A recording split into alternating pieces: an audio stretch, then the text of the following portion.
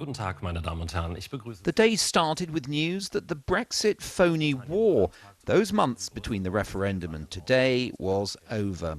Many German politicians had hoped that Britain would change its mind before today, and they still do. The number of people in Britain that thinks that the decision was right to leave the European Union will go down and down. And at the end of the day, the British government has to decide whether they should follow the way or that they probably should follow the change in mood in British people. And I think in every stage of the negotiations, German government and German politics will say, okay, we accept to stop that and to throw away that letter.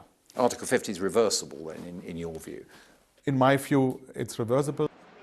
Like many countries, though, Germany has plenty of other priorities, and at the offices of Bild, the biggest selling paper, the editor explained why today's news hadn't even made the front page. People in Germany worry a lot more about Donald Trump right now than they do about Brexit. And they actually haven't been worried about Brexit last year before the referendum because nobody thought it possible, and after it happened, I think there was a mix of regret, but also lack of interest, thinking that, oh, it's the British again, wanting their own way.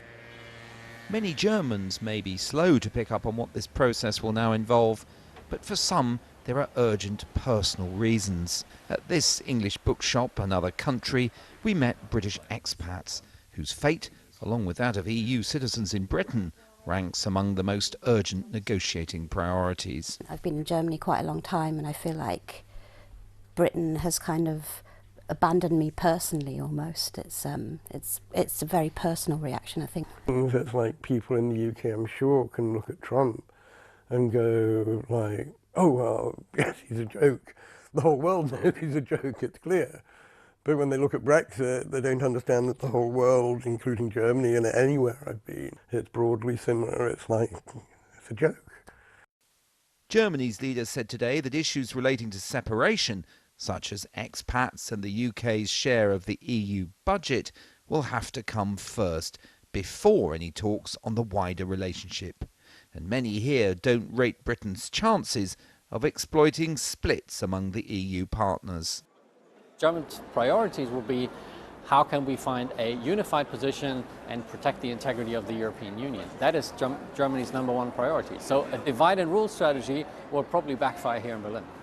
Talking to politicians here in the months since the referendum, I've heard regret, surprise, even scorn, but very little understanding of why so many Britons voted to leave. For many Germans, the EU's interests and their own national interests are indistinguishable, and that may well lead this country to take some tough negotiating positions. I expect that Europe should concentrate on more forward-looking things and not on that, so to say, sorry to say, foolish decision to leave the European Union. Now negotiations begin in earnest, but with many of the key leaders here still utterly puzzled by Britain's decision, reaching common understandings may not be easy.